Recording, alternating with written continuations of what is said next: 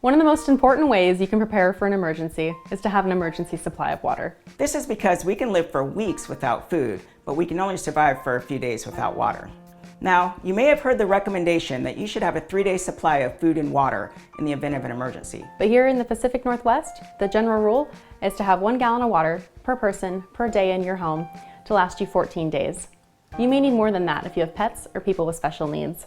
This is because experts predict that we in the Pacific Northwest are long overdue for a major earthquake.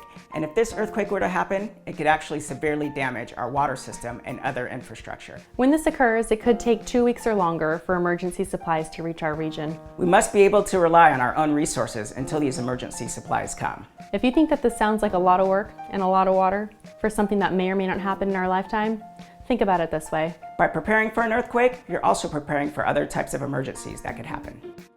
There are 2 ways to store your water. The first is to purchase bottled water. The second is to use your own containers. Don't reuse milk jugs or juice jugs. If you use your own containers, you will need to sanitize them before filling. Here's how. Use dish soap and clean water to thoroughly wash your container and its cap. Then rinse well with clean water. Mix 1 teaspoon of liquid chlorine bleach, not the scented variety, with 4 cups of water. Then pour the bleach water into your container, replace the cap top, and tighten. Vigorously shake it for at least 30 seconds, making sure that the bleach water covers all of the surfaces of your container. Pour out the bleach water and let your empty container air dry. Now you're ready to fill your sanitized container with water. Step 1 is to fill your container.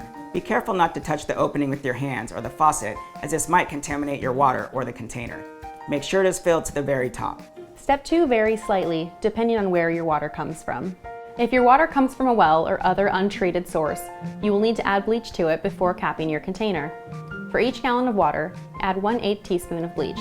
If your water comes from a water provider, like your city, you do not need to add bleach because the water is already treated. Be careful not to touch the bottom or inside of the cap as you place it on the container, and make sure it is on snugly. Label and date your container so that you know when it was filled. Replace your water every 6 months or so. Daylight savings time is a good time to remember to do this, or rotate it out when you go camping. Store your water in an easy-to-access location that is ideally cool and dark. For more information on the types of containers to use, where to store your water, and how often to change out your water, visit regionalh2o.org. You'll also find printable versions of the instructions covered in this video and other information and tips to help you get prepared. Now, it's time for you to get your kit together.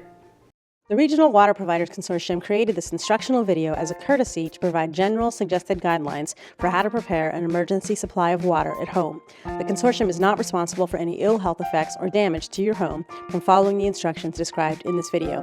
If you have concerns about following these instructions and/or doing any of this work yourself, please purchase commercially bottled water.